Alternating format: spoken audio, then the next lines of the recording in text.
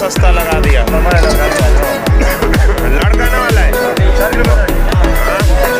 कर दो 4 किलो कर दो। ये VIP टमाटर आ गया मंडी में भाई लड़काना का।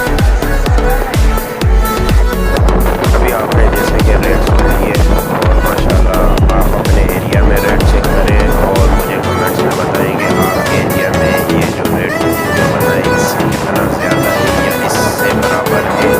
यहाँ 5-10 रुपये का हक बनता है जो ट्रैवलिंग है, आदमी वो सुबह टाइम निकालते हैं, ट्रैवलिंग है, किराया है, नाजायज़ ना होनी चाहिए किसी के भी साथ।